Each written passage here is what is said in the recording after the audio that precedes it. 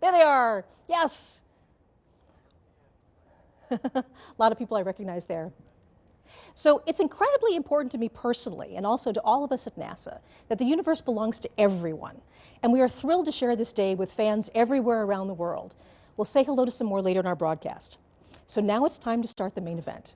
What you'll see over the next hour will be a collection of images newly processed by the Webb science team. Only a tiny handful of experts have seen the images so far, and I can tell you that we have been so excited to unwrap them for everyone. We will be releasing each image in turn in real time. As soon as you see it on this broadcast, it will be available for download on the internet. On the screen below, you can see a timeline showing where we are in the show and what's coming up next. And by the end of the show, all 5 images will be available to everyone.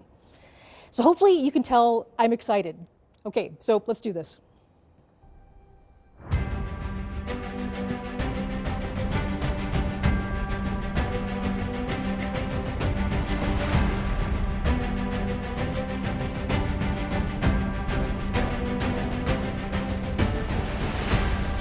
Okay, we're going to release the first image right here at NASA Goddard Space Flight Center, Maryland, and we're just outside of Washington, D.C.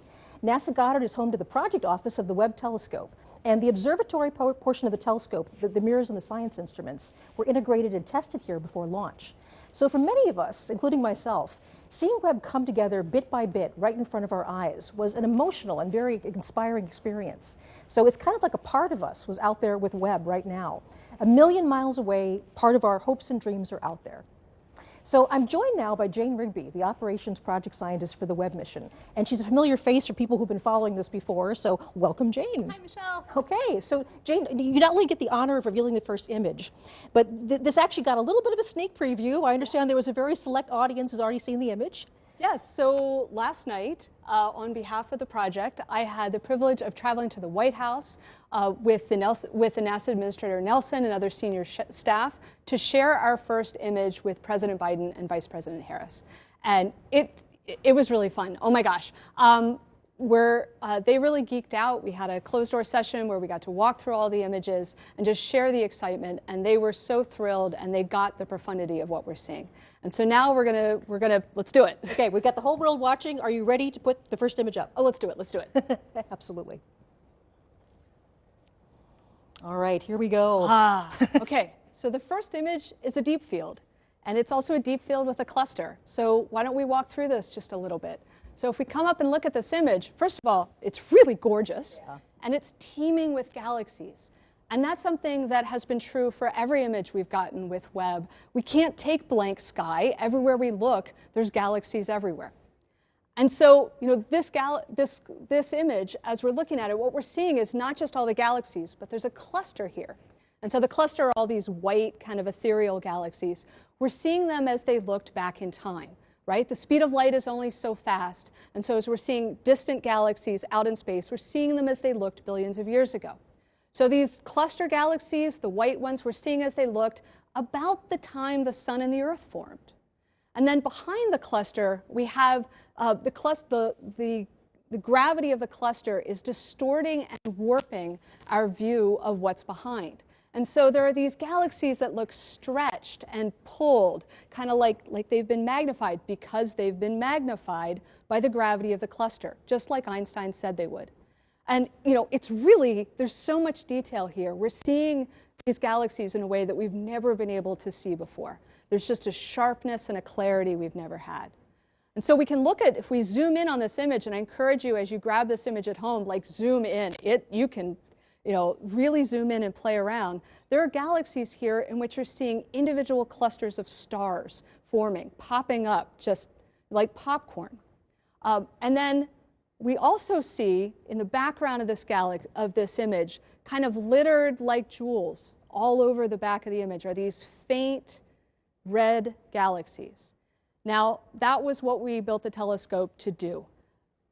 The most distant of those are billions of years. We're seeing as they looked more than 13 billion years ago. And so galaxies like that one right there, this little red guy, you're like, okay, yep, what is that? Well, Webb got spectra to figure out what those galaxies are made of, and this is that one. We're seeing as it looked 13.1 billion years in the past, less than a billion years after the Big Bang. And we're seeing the elements of oxygen and hydrogen as well as neon. You know, this is how the oxygen in our bodies was made in stars, in galaxies, and we're seeing that process get started. Yeah, I want to give this a little bit of context. So this is now the farthest away galaxy that we have this sort of detailed information about. That we know what it's made of. We know what it's made of. Yes. And this was not a long exposure for Webb. No, the previous record holder, right, the Hubble Extreme Deep Field, was 2 weeks of continuous work with Hubble, and it was just imaging. With Webb, we took that image before breakfast. The amazing thing about Webb is the speed at which we can churn out discoveries. So everything that you're going to see here in this broadcast is a week, and we're going to be doing discoveries like this every week. That is absolutely incredible, Jane. So thank you so much for joining us. It's been an honor to be working with you. Congratulations on all your hard work. Thank you. It's so wonderful to see it pay off. So thank you, and I'll see you later on today, I hope. So yes. Enjoy the day. Thank you. Right. So from distant galaxies, we now turn our eye to something a bit closer. It's a planet, but not one in our solar system. Remember that Earth and its sibling planets aren't the only show in the universe. When scientists and engineers started developing JWST, the search for exoplanets wasn't even part of the plan. That's changed. Exploring exoplanets is now a major component of the mission and the subject of our second big reveal of the day. I'm going to send it now to our friends Nathalie Ouellette and Sarah Gallagher at the Canadian Space Agency in Montreal. So again, bonjour.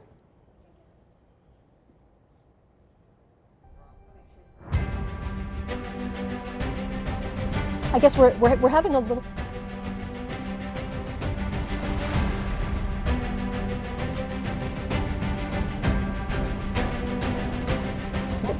Okay. I'm Nicole Cologne, and I'm here to tell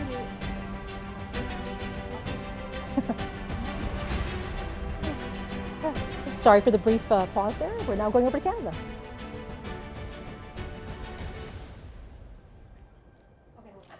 Okay. Yep, we're all ready. Yeah. Okay, I apologize. We're having some trouble with the signal from Canada. But luckily for us, we have an exoplanet expert right here, just in case that happened. So this is Nicole Cologne, and she's an exoplanet scientist at NASA. And we're going to talk about this amazing new result from a very hot planet, I understand about 1,000 light years away. That's right.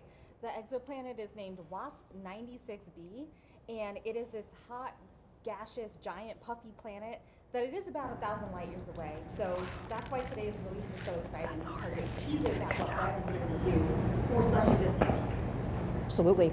So talk us through what this discovery is and why this is so significant. Mm-hmm. Well, this reveal that you're going to see is going to show the first spectrum of an exoplanet as taken from the Webb telescope.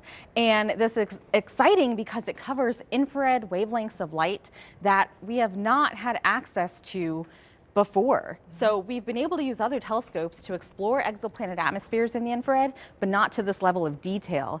And this is just one sliver of data that Webb is providing us using the nearest instrument specifically. And there's something about infrared that is actually particularly good for the spectrum. So in this case, what we're doing is we're actually going to take the light and break it up into a rainbow and look very, very carefully at how much color is coming in each part of the spectrum. So I believe we have that image, if we can put that up. Okay, yes, I believe we're revealing the spectrum right here. So we now have our spectrum, and this is exactly what you're seeing. As you just described with spectroscopy, what we did was we observed a transit of an exoplanet.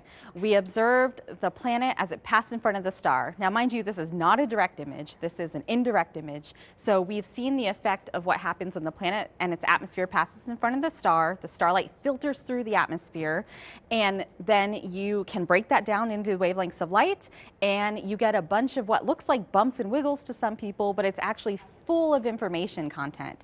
So you're actually seeing bumps and wiggles that indicate the presence of water vapor in the atmosphere of this exoplanet. So we have the spectrum up here. Is there anything you'd like to highlight particularly? Yeah, absolutely. So we have several features marked here. So I call them features. They're these what I just referred to as bumps and wiggles, but what you're seeing here is a telltale signature, the chemical fingerprint of water vapor in these atmospheres, in the atmosphere of this specific exoplanet.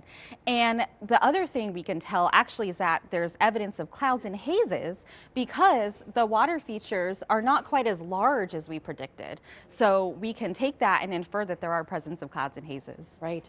Now, one thing that we really want to make sure people understand is with this particular planet, this is a hot world. It's actually closer to its star than Mercury is to our sun.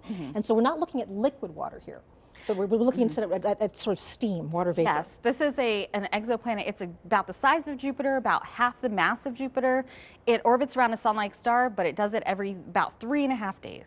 Right. So it's extremely hot, extremely close in, nothing like our solar system planets. But that's okay, because what we're seeing is, again, the first exoplanet data from Webb, and this is just the beginning. We're going to start pushing down to further smaller planets and being able to take measurements just like this with the NIRS instrument that was built by the Canadian Space Agency, but also there's three other science instruments that will add to our knowledge in the infrared, as well as direct imaging modes along with the transit method. So there's a lot more to come. And I guess one thing we should mention is not only are we going to be looking at planets that are more like the Earth in the future, but we'll also be looking at planets in our own solar system. Absolutely, yes. We're going to have exciting data from planets in our solar system, from Mars outward, as well as asteroids and comets. So stay tuned for a lot more to come. Thank you so much, Nicole. Thank you so much for telling us about the spectrum, and I'll be seeing you later on today.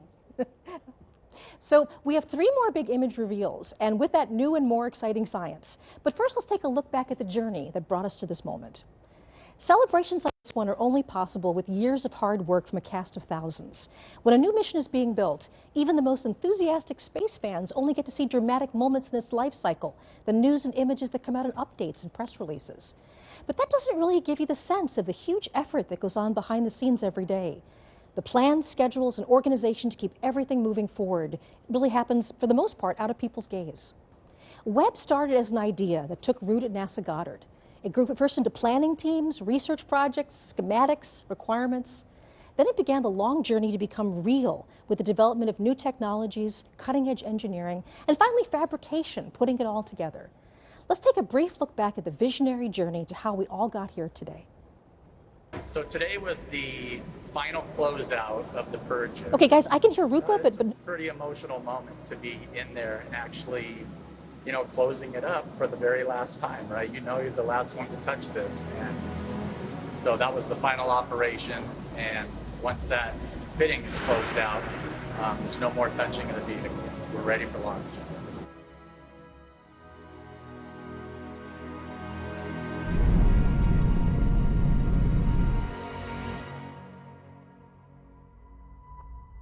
The James Webb Space Telescope. Born from the desires of astronomers, achieved with newly invented technology, is the culmination of 20 years of work.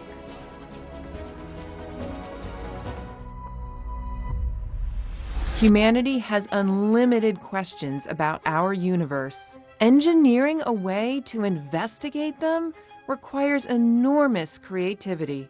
Webb has been a trade-off between engineering performance, what the astronomers want, risk. In fact, when we started 20 years ago, we were actually looking at an 8-meter telescope. Developing the most sensitive instruments. And testing, and more testing.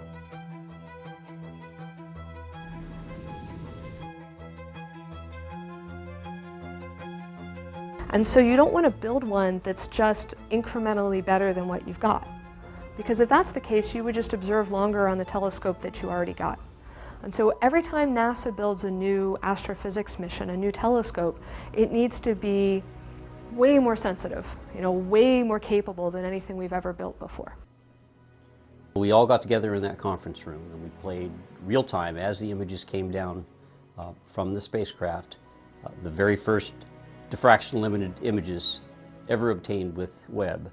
And what we collectively saw as a group was the highest resolution infrared image taken from space ever. If you're just joining us, I'm Michelle Thaler at NASA's Goddard Space Flight Center, and you are watching live coverage of the release of the first science images from the James Webb Space Telescope.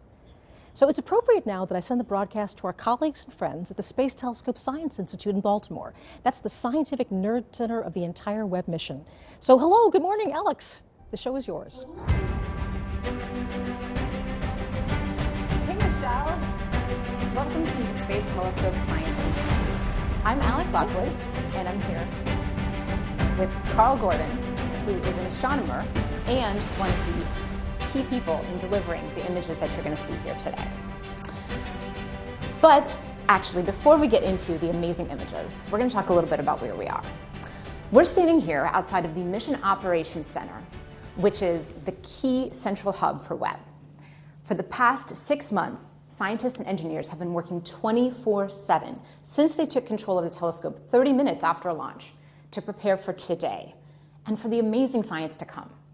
Through all of the major deployments, focusing, aligning the telescope, and calibrating those 4 amazing science instruments, it was all done in this building. And from here on out, we'll have daily communications with the telescope, including sending commands and downloading data with the help of the Deep Space Network. In addition to mission operations, we are also the home of science operations. Well, what does that mean? Every year, we solicit proposals from astronomers across the country and the world for what they would like to look at with Webb. Then we hold a rigorous selection process to select the ideas that will best utilize Webb to study and understand our universe. When the data come down and astronomers analyze their results, we are the lucky ones who get to share that data and those amazing science results with you. And we knew that today was going to be so exciting with the first images, so we've actually been preparing for years. Here is Klaus Pontoppidan, project scientist for Webb and the technical lead for the first images, it's been a year to tell you about the process of the past few years of selecting my first the email targets. related to the first images was back from 2016. So back then, a committee was created, and this committee was charged with coming up with a long list of targets for the first images. And the reason for that is that the observatory can't see the entire sky at any given time. And this is because you want to avoid the mirror seeing direct sunlight to keep it cold. And it actually had to be quite a long list. We ended up with about 70 targets, from which we had to select only a handful. You know, what would create the most beautiful images, what would highlight the instruments, the different 4 science instruments for Webb, and what would highlight the 4 major science themes for Webb. And it's a celebration as well of the beginning of science observations. And we knew that selecting the images was just the beginning, that we would need a trained eye to take these exquisite data and pull out the beauty and the science potential. So here's Jody Pasquale and Elisa Pagan to tell you about how they processed these beautiful images.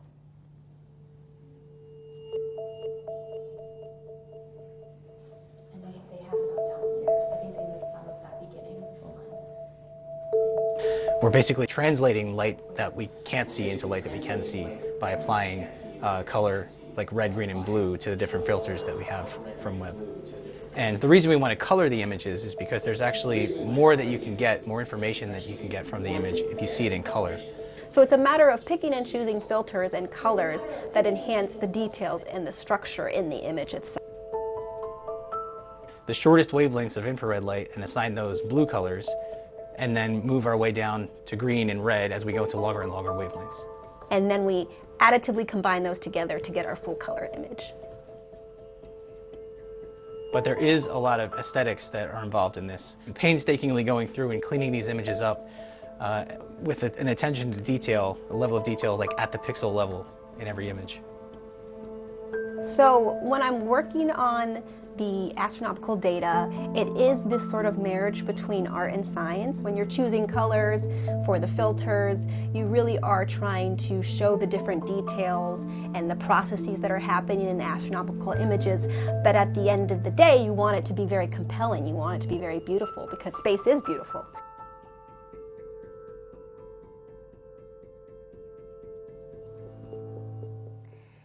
And after those images were processed, there was a select few of us, very lucky few of us, who got to see the first images. Because it's downscaled by a factor of 4. Exactly. So it's just to make it a little more handy, so it's actually higher resolution. So we have a team of about 30 people who are producing these images, and we feel incredibly privileged to be the ones who are the first to see these science-like images. When we saw the first data come down of real targets, people were speechless and there were emotions, because we could see how amazing this observatory will be. The detail, the sharpness, the depth. And when we saw the first color images, we knew that we had a winner. And now we are ready to see Webb's first image of a star dying, a planetary nebula called the Southern Ring. Let's do it. Oof. Wow, wow. This near-infrared image is, wow, the detail. Oh.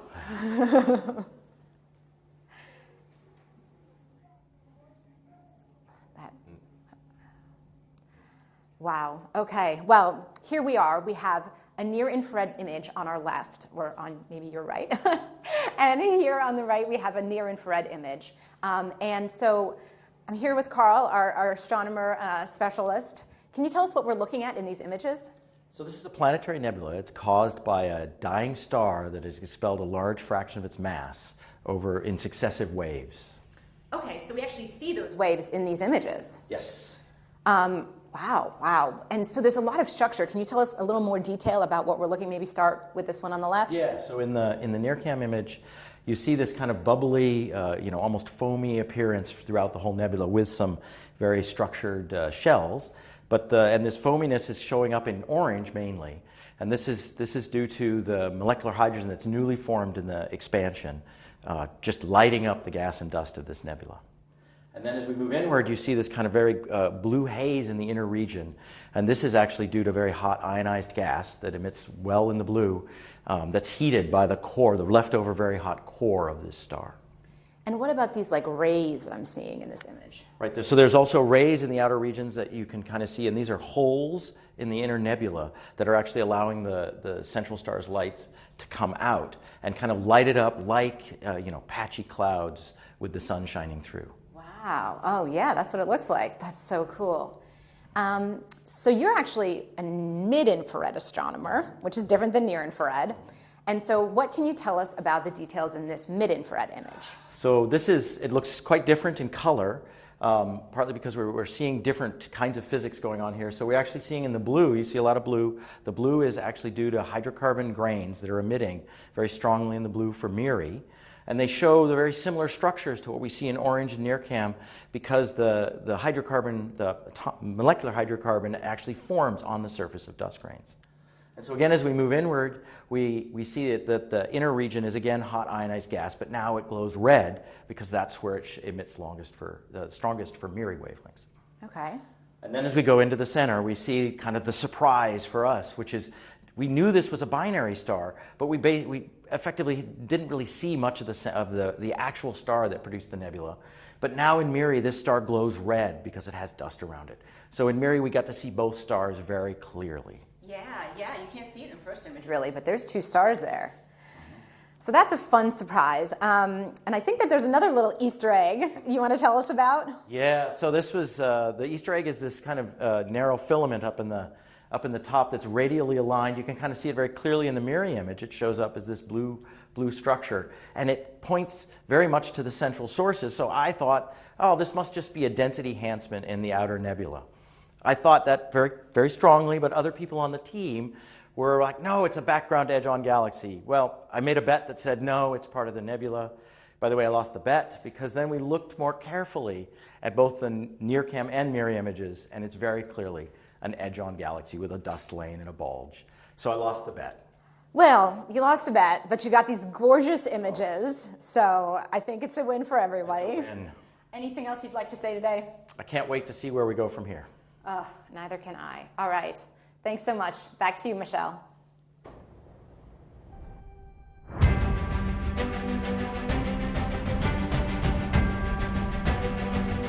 Thank you, Alex and Carl. And I have to say that image is absolutely spectacular.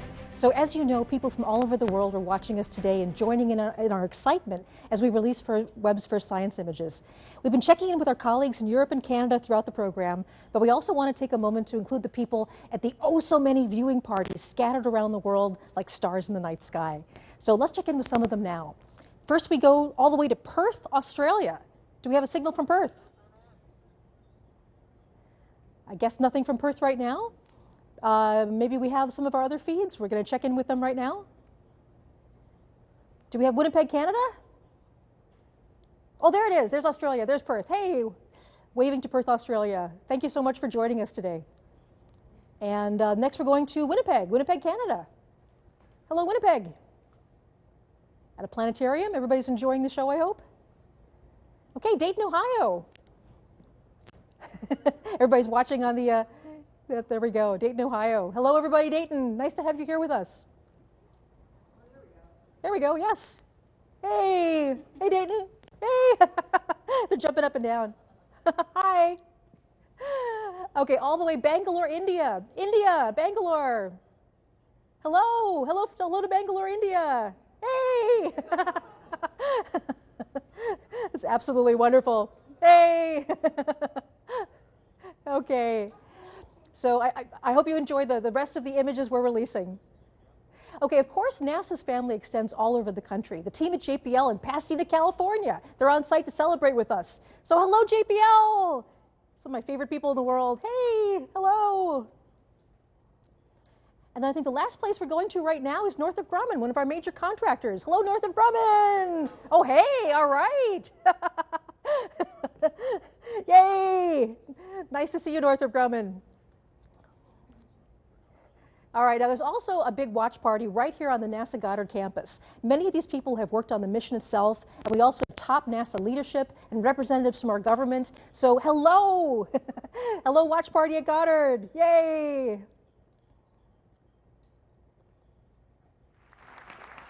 Okay, wonderful. So, I mean, at NASA, we are so fortunate to have all of these friends and colleagues around the globe.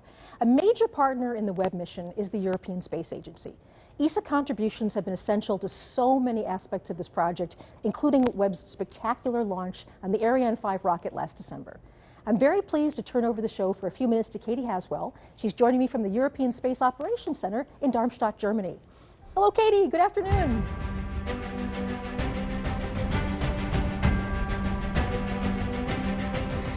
Thanks, Michelle. Thank you, Michelle, and welcome to Germany. We're at the European Space Agency. I'm still getting all kinds of IFB from lots of center. It's where the teams effectively fly the satellites. They're a little bit of a cross between air traffic controllers and pilots. We have lots of different control rooms here. This is the main control room, and as you can see today, it's not in use, so we've been lucky enough to move in here for today. I have two very special experts with me, both scientists from the European Space Agency. Giovanna Giardino is a near-spec scientist. Giovanna has been working on that for many years and lots to tell us about that. And Mark McCaughrean is a special advisor for space, for science and exploration. These two guys have been working on the Webb Space Telescope for a long time. So we're very grateful to have you with us. Thanks, folks. Pleasure. We are excited to reveal our image with you. But before we do that, we thought we'd give you a little bit of background, because we've come here today because these guys were the first ones to pick up the signal during the Webb launch, when Webb first launched. They run a system called S-Track, which is NASA's deep space tracking system, and they were listening out when Webb called home. And the controllers here have been looking after a whole very, very impressive list of missions since 1968. ESA has played a very, very important role during the Webb, for the Webb Space Telescope. They provided the launch on board the awesome Ariane 5 launch vehicle from the Guiana Space Center. The atmosphere in the Mission Control Center was electric, I can tell you. I was there. They've also provided people. We have 15 ESA scientists working at Space Telescope in Baltimore, and also they have provided the infrared spectrograph, the near-infrared spectrograph, and also half of the MIRI instrument, which is the mid-infrared instrument. Let's take a look at those now. Webb's 4 scientific instruments include NIRSPEC, the near-infrared spectrograph led by ESA. NIRSPEC splits near-infrared light from astronomical objects into its components. Like a barcode, this will help scientists understand the physics of the objects they're observing, from their temperature to atomic makeup. NIRSPEC can observe parts of an object or the sky using an image slicer and an array of microscopic shutters. Webb's integrated science instrument module, located behind the main mirror, also contains MIRI, a mid-infrared camera and spectrograph. Seen here during testing, MIRI's been developed by a partnership between Europe and the US. MIRI detects mid-infrared light from planets, stars and galaxies. It can analyse molecules to help us deduce what astronomical objects are made of and peer into clouds of gas and dust where stars and planets are born. Together, these instruments will help Webb detect and analyse light from the very dawn of time, revealing the universe as never before. So let's get ready to reveal our image. And remember that one of Webb's jobs is to find out about galaxies, more about the galaxies, but also to help us to understand how they change. And this image is going to be very, very useful for that. Let's reveal it now. There it is. It's called Stephan's Quintet, and it's wondrous. Giovanna, what are we looking at? Yes, like it's a quintet, so we are looking at 5 galaxies. Galaxies are this giant structure that, as we've seen, we see everywhere around us in the universe. They contain from million to 100 billions of stars, and in fact we live in one of them, the Milky Way. And here we see 5 of them. This is a closer galaxy in the foreground, and these 4 are at a distance of about 300 million light years from us, and are locked in a close interaction, a sort of cosmic dance driven by the gravitational force. You can see here these 2 in a process of merging within each other. This is a very important image and an area to study, because it really shows the type of interaction that drives the evolution of galaxies. That's the mechanism of galaxies' growth. I love this image of the cosmic dance moving through each other. Mark, there's a lot going on, though, in this image, isn't there? There is. So this is a near-infrared image and a mid-infrared infrared image combined. And when we zoom in on the left-hand side here, we see this foreground galaxy. We see lots of individual stars in there, actually resolved as point sources, which is remarkable.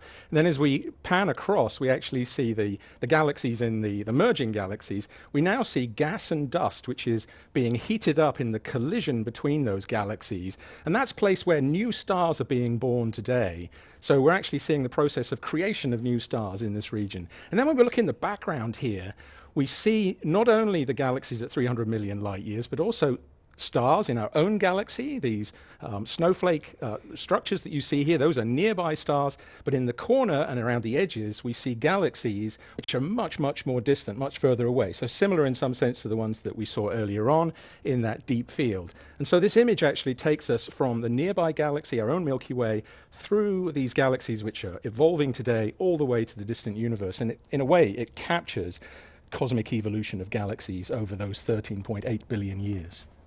So we have another image, don't we, that we can exactly. look at? So if we strip away the near-infrared view there of the stars predominantly, now in the mid-infrared with MIRI alone, we see mostly gas and dust. So we see the same galaxies again, the 2 merging, and then we also see something very interesting up at the top here, because this top galaxy has something new and bright in the middle of it. And Giovanna, tell us what that is. Yeah, that's an active black hole.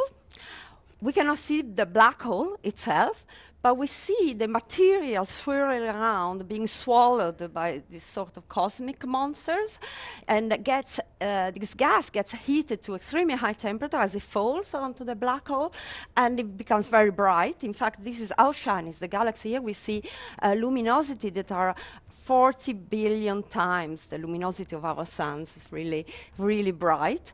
And with NIRSpec, we can zoom into this area, and we have this technology that allows us to take thousands of images at different wavelength channels, so see this distribution of the gas, what's going on in the gas in different regions of this core area, and understand the composition of the gas, the velocities, the temperature. So that's very important to understand the physics. So it's giving us so much information, and it just shows the power of this telescope. Mark, this is just the beginning, though, isn't it? I think that's a very important takeaway from today. You know, these are like pictures just taken over a period of 5 days, and every 5 days we're getting more data, which will contribute more in that direction. It's a culmination of decades of work, but it's just the beginning of decades. And you know what we've seen today with these images is essentially that we're ready now. This telescope is working fantastically well, and you know, to borrow a phrase from a famous rock musician, you know, we're ready to turn this telescope up to 11. It really is time. It's fantastic. Thank you very much indeed, both of you. Back to you, Michelle.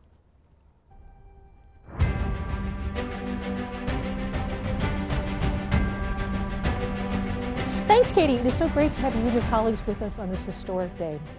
So before we get to the fifth and final image reveal of the day, it cannot be said enough that an achievement like the James Webb Space Telescope is something bigger than any one of us. It's bigger than any organization, any country. This truly takes a planet. Webb belongs to all of us, and starting today, the discoveries start and they're not going to stop. This is just the beginning. We've said several times throughout the broadcast that the Webb mission is about people, and during the construction of the Great Telescope, people started to see themselves in it, literally. Day after day, people visited the observation window at NASA Goddard, and looking through the glass, they snapped selfies of themselves reflected in the gigantic golden mirror. These photos are actual reflections of the enormous human investment and the emotional commitment that brought this mission to life. And now, years later, that mission is finally collecting light from the earliest days of the universe, all the way to worlds in our own solar system. It's the same mirror that reflected the many faces who see themselves as part of the journey to understand our shared origins. Let's stop for a moment and appreciate the people behind Webb.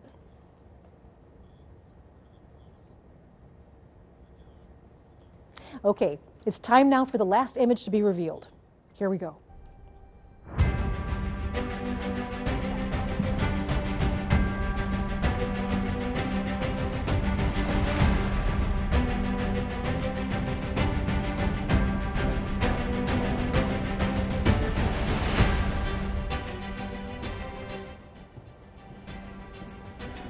So Amber Strawn is Webb's deputy project scientist. She's here with me today to share the final big reveal of the day. So Amber, it is so good to see you. How are you feeling? Oh, so great, so exciting. What a great day this is. Yes, so one of the things that we're going to do is before we get to the final image, the James Webb Space Telescope has taken us all over the universe today. So let's do a quick review of where we've been so far. So Jane Rigby got us rolling today with an extraordinary new deep field image, showing us one of the farthest views of the universe ever.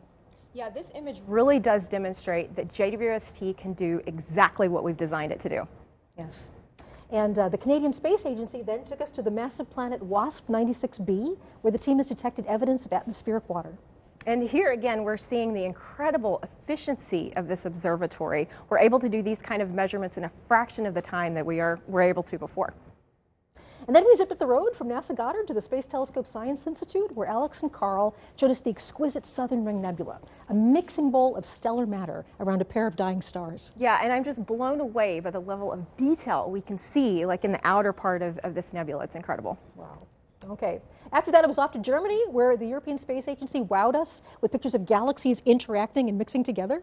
Right, and this image, again, it's incredible because it's showing us one of these fundamental processes of the universe, how galaxies merge together, and we're able to learn about these processes in a brand new way. So the Webb team has a lot to cheer about right now. So across the campus, there's this big watch party, and we can feel the excitement all the way from over here. So let's join that celebration now. We're back with Senior Project Scientist John Mather, along with the head of NASA's Science Mission Directorate, Thomas Zurbuchen. Hello. Hi.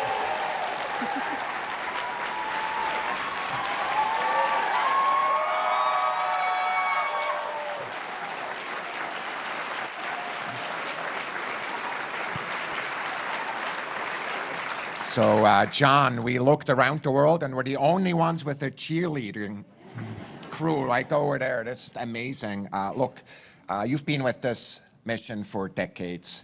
How do you feel today? I am so thrilled and so relieved. This was so hard, and it took so long.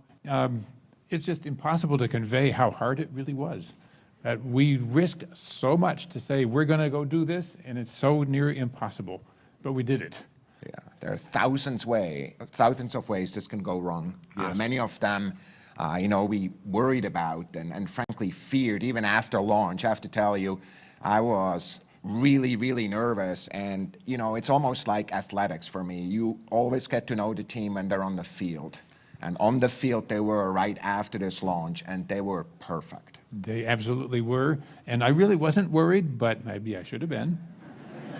Yeah, that's difference between the two of us. I always worry. I always tell everybody I'm paid to worry, frankly, and that's good. What we want to do, though, is just really thank the team again. Of course, we heard Bill and Scott and Greg talking about the team that is there. I think what's also important is to recognize that Bernie is sitting there. He was the first manager. I was sitting there. Could you stand up?